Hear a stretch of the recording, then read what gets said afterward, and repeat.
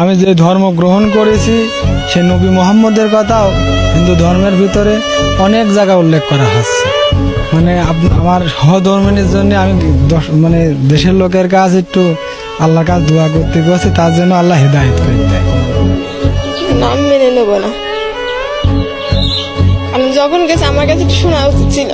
এখন তারা বলছে তুমি চলে আসো, তাই কোনোদিন হয়? এক ঘরে ও নামাজ কালাম পড়ে আসবে আর আমি সনাতন ধর্ম করি, তো কোনোদিন হয়?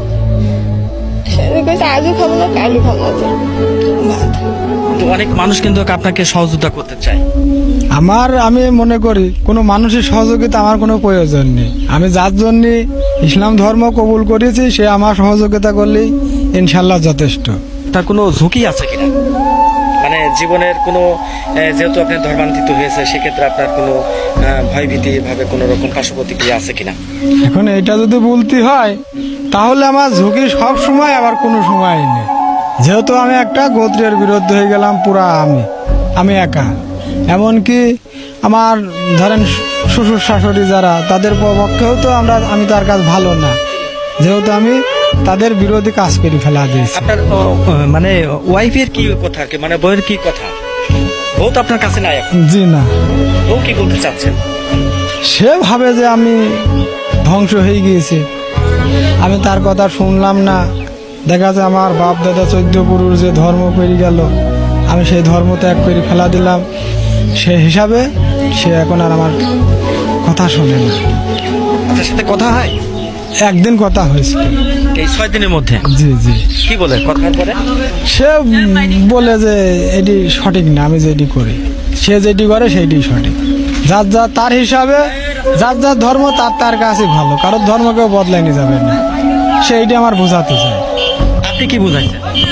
আমি বললাম যে না, আমি এই ধর্ম যাচাই বাছাই করে দেখিয়েছি, এই ধর্মের ভিতরে কোনো কিছুই নেই।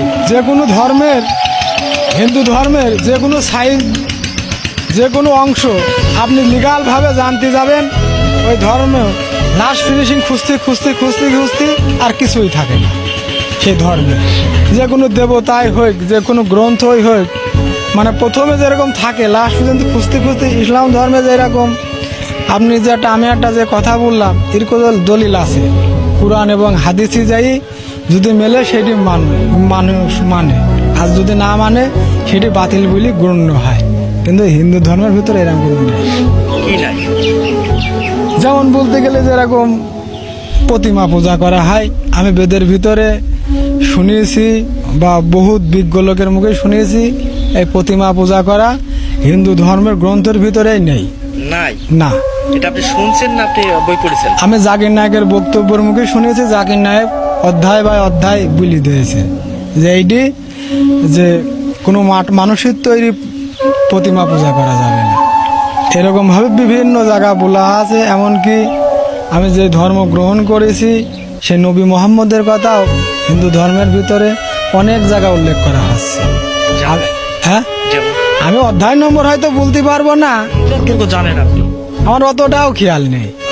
দেখা আছে আমার এই ফোনে আমি রেকর্ডিং করা আছে, আমি তো মূর্খ মানুষ, আমি তারা যা বলে আমি শুনি সেটি বলছি।